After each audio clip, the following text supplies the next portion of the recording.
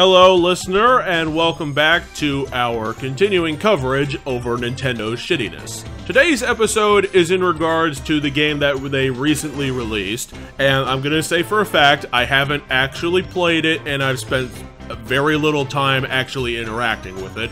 So, take everything I'm gonna say with a grain of salt, because every game I'm going to mention in this episode, I have not touched, I have not played, and I've seen a tiny amount of marketing for, so I may not have any idea of what I'm talking about. But we're going to talk about something specifically starting with Mario Party Star Rush, the newest game from the ruiner of childhood memories, ND-Cube, the idiots that Nintendo handed off the license and the ideas to Mario Party, the keys to the kingdom to that old series when Hudson Soft went down, and unfortunately for that we never got to see a true return to the Mario Party series. So that's very unfortunate, and I lamented it before in a previous video, so I'm not going to.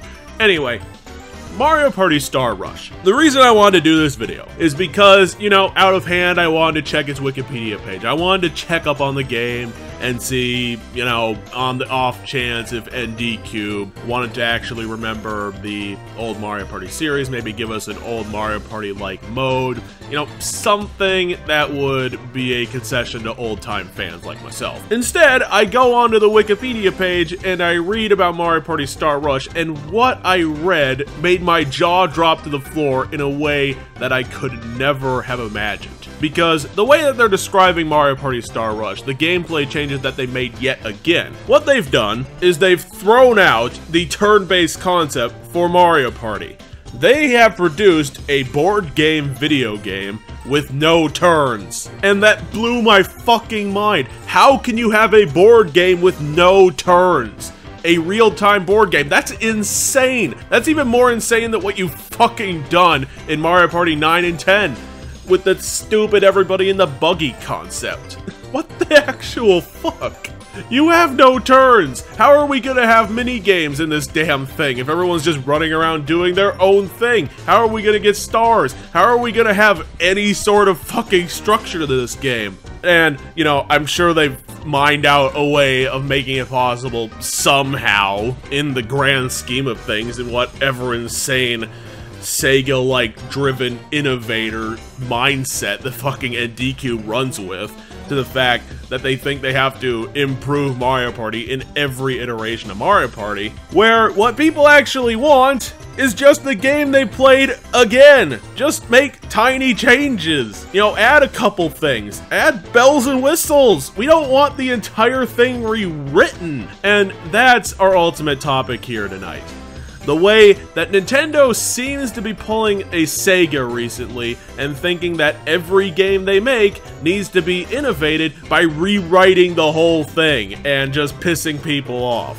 And I say recently because, you know, a lot of games they put out in November at the time of speaking seems to be going that route, a lot of the news. And, you know, I know people are going to call me out, and I'm going to call out myself a little bit, because Nintendo is a huge company.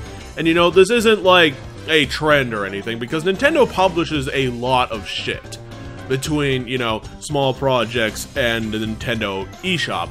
Yeah, there's a ton of games that Nintendo puts out there that no one's actually ever heard of. You know, just go on Wikipedia, find a list, and you'll be like, what's this? What's this? What's this? What's this? A whole bunch of times. So we're only going to be focusing on a handful of games, because what Nintendo seems to be doing is really weird, because what Nintendo used to base its success on is just giving people what they wanted again. You know, it's very sequel-milly. I mean, Legend of Zelda is definitely the sequel-mill series, you know. It's the same basic premise, you know, the story's a bit different, but you're basically doing the same thing. And, you know, that's what detractors have been saying for years. You get some new items, you get some new dungeons, you beat up some new bosses, etc. You know, it's kind of like what Dark Souls would be if that was a yearly series. But in recent years, it's feeling like what Sega have done with Sonic. You know, every game needs to be completely different from the one before. And fans are not going to be happy about this if it's a long-running concept. Let's start with one that's very non-contentious. Star Fox Zero. Star Fox at that point had not seen a new game since the GameCube era, probably around 2005 or so. And, you know, I can't remember if it was Star Fox Adventures or Star Fox Legacy or whatever the fuck it was called. Star Fox had been asleep for nearly a decade. And what people wanted was, you know, just another Star Fox game. They wanted to see the tight and very rewarding space shooter, flying simulator. Sorry, I can't remember what the genre is called. That's what people wanted. But Nintendo does what Nintendo does and added a lot of stupid gimmicks and, you know, bad control schemes to, you know, justify itself with the Wii U tablet. And people panned it to fuck. You know, that's why Star Fox Zero is kind of a joke. Beyond the whole, you know, Star Fox Guard controversy that wasn't a controversy because it was stupid.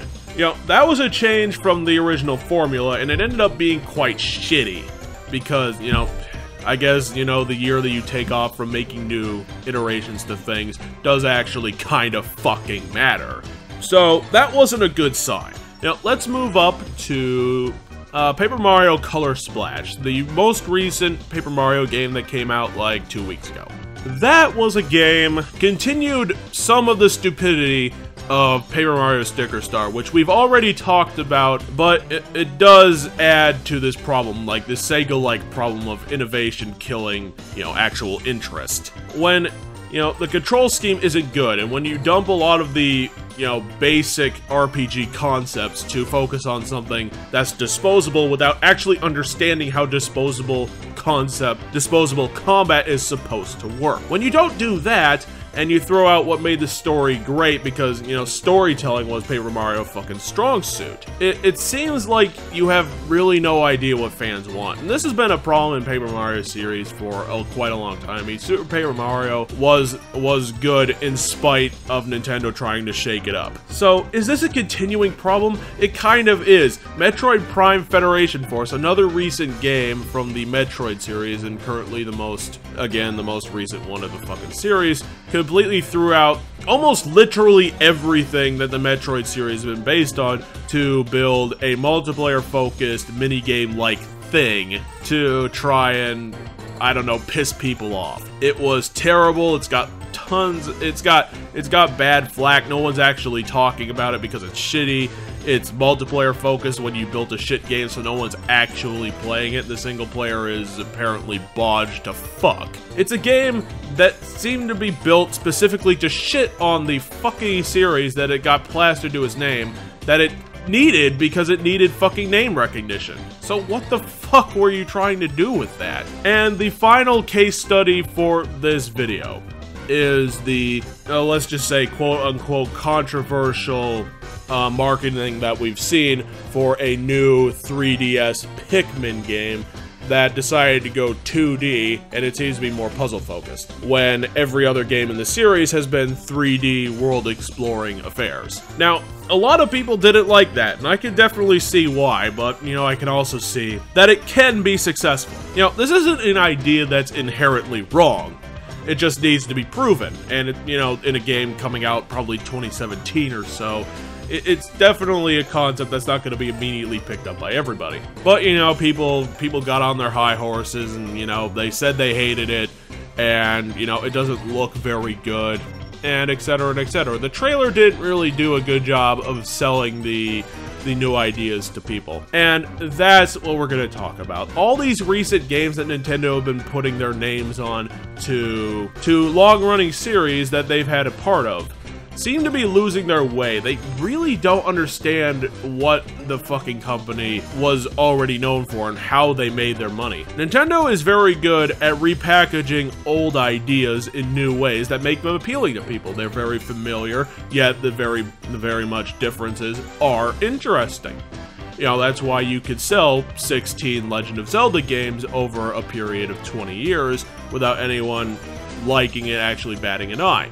You know, detractors have already gotten off the train, so they don't matter. But what are you doing, Nintendo? What the fuck are you thinking? Thinking that you need to innovate every fucking new iteration of a series that has been long dormant. People didn't People did not stand up in line for Star Fox Zero because they thought they were going to reinvigorate the series and inject a lot of life into it. You were going to reinvigorate the series just by bringing out another one of the things that have already been made. And even what I'm talking about is Star Fox has already proven that, you know, this innovation problem isn't a new thing for Nintendo. Like we said, Super Paper Mario had already done that. Star Fox Adventures was famously known for not being anything like Star Fox games from the original thing. And this isn't a new problem, but the fact that it's coming up so many times throughout so many series is worrying. Because if Nintendo can't sell people on the games that it's making, and every new game is gonna piss people off, then what the fuck are you, what else do you have to sell your success on, Nintendo? Really, if all of your first-party games suck, if all of your first-party games just do innovation for innovation's sake and end up screwing the whole thing, then what else are you gonna sell the Switch on? Because people are already poking holes in that whole commitment to third-party developers thing, and, you know, I wish that would be successful, but seeing news stories saying that the Skyrim that they saw in your launch trailer for the Switch wasn't actually going to happen is a bit suspicious and a bad sign at an early time when you only have 5 months to product this stupid thing. When you only have 5 months to advertise it to people. You can't be lying in the fucking trailer.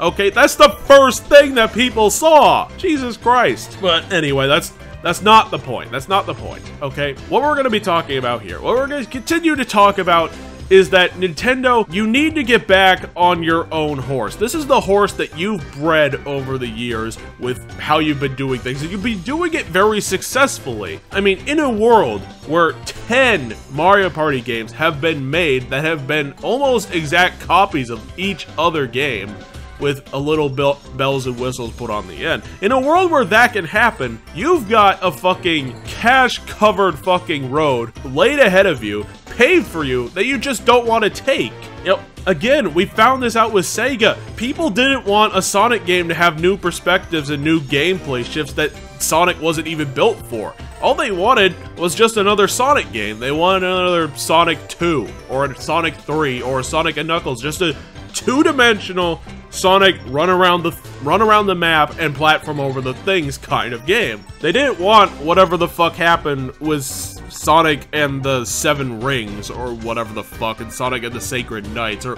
whatever the fuck it was called. No one wanted Sonic Boom, okay? And no one wanted Metroid Prime Federation Force. No one wanted what happened with Mario Party Star Rush because no one cares anymore. No one cares about Mario Party. Okay, you've already destroyed its namesake, so who the fuck are you appealing to this? New people? People who buy Mario Party games to play with other people who have 3DSs? Because that market kind of doesn't exist anymore.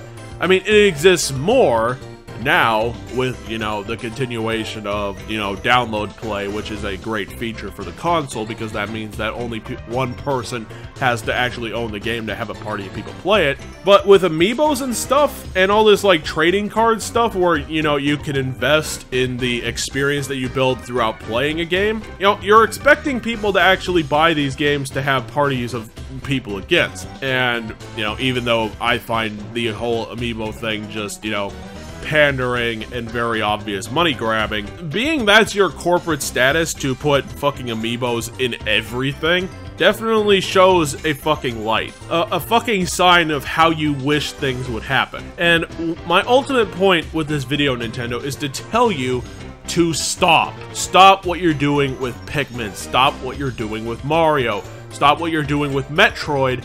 And possibly stop doing what you're doing with Animal Crossing. People do not want a completely different version of something they're not familiar with if it doesn't work. And you are innovating for no reason, okay? Nothing you've changed was actually broken. Nothing you've added to any of these games was actually broken or bad in the original release of these games. And for example, you know, if N-Space wanted to come out and say they were making a new Call of Duty game for whatever reason, that they got another license for it, if they changed everything in their new Call of Duty game to be spectacularly different from their original DS games, that is where innovation is for an actual sake, because every other game they've made has been shit-covered corn on the cob in the microwave for 15 hours. It is that shitty. And I've already done videos on those. That is innovation for a reason. What you're doing is not. There is already a formula in place for most of these series for how you are supposed to make them good. You know, just make it different. You don't make it new or anything. And I know that making this video is not gonna change the mind of people like fucking ND Cube or N-Space, because they're a bunch of flailing gibbons at best. But for things like Metroid Prime and Pikmin and Legend of Zelda and Mario and Metroid on a larger sense, these things are salvageable. And in a company that has promised to show a very new and very exciting Mario iteration, it's definitely worrying, because you're coming at this project after, you know, things like Color Splash and Metroid Prime Federation Force and, you know, the new Animal Crossing and etc. and etc. The company's not in the right mindset to make a game for Mario without following old templates, without making something familiar, without making something that's supposed to be successful, okay? If you are going to revamp Mario for some reason, you need to revamp it for a reason. Like I said, Super Paper Mario was good in spite of the revamp to the series. Again, the platforming combat engine that they put in is not what people liked about Super Paper Mario. It was the story, because they got the actual story writers from Paper Mario on board the project. They lost that with Sticker Star, and that's why you revamp for a reason. Okay, we've already learned this with Sega, so Nintendo, you need to learn this if you're gonna make things good. And I know that this is gonna be an unpopular opinion, but I have similar worries about Legend of Zelda Breath of the Wild, because it's turning into this large-scale and very new concept that's distant from every Legend of Zelda we've ever seen. Well, except that one that people bring up. That one. It's very different, which means that it has the potential to fall into the same trappings as all these other games for being terrible, for not living up to expectations, because you've subverted people's expectations and made something that you think will appeal to what they want, because they want something new.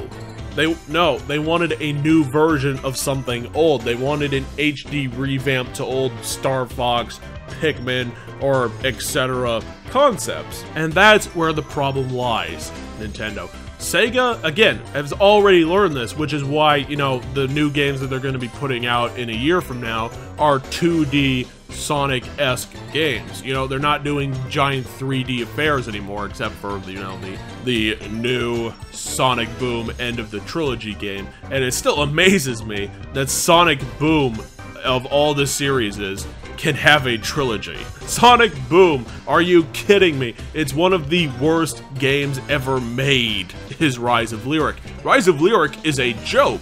Lyric himself is a massive joke, and yet you're banking on it still. It's amazing. So anyway, I make this video available for perusal because I am a great fan of Nintendo, and I want to see them improve, and I want to see them get better. I don't want them to go down this path where they're revamping and rewriting every one of these series because they're worried, because they think that people don't want these things. They're falling to false fears. You know, people don't want everything rewritten. People don't want everything changed.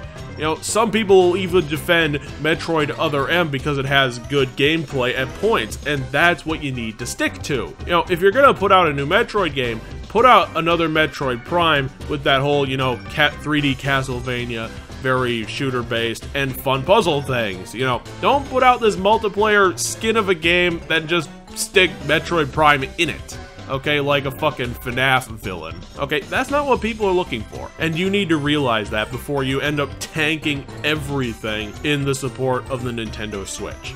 Okay, you need to realize that.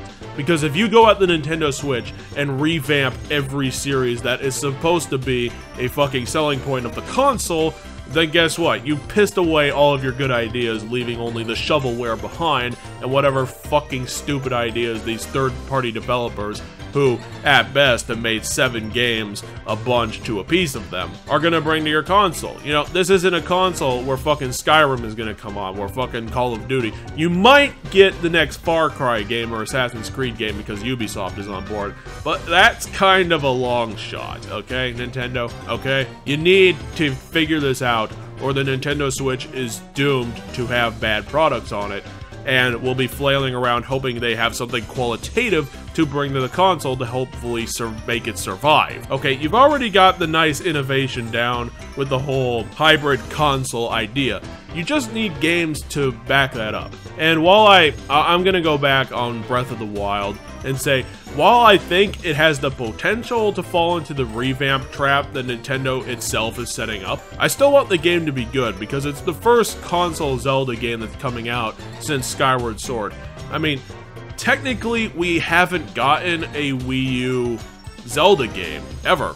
Okay, I know they're talking about bringing Breath of the Wild to the Wii U as well, but honestly, it's gonna be played mostly on the Switch. I mean, that is a fucking given. And anyway, that's all I've got to say. Lastly, I want to give a final middle finger to Mario Party Star Rush and ND Cube, who are going so far away from the original formula that they have no way of ever possibly getting back. Even if they really wanted to, they are just so lost out in the weeds that it's completely impossible, okay? Mario Party is a fucking shell of its former self, and they fucking piss me off to no end. Anyway, fuck those guys, and conversely, I thank you for watching this video. I'm Bosscinerator, and I wish you guys a victory for gamers, because you damn well deserve it. Thanks for sticking with me.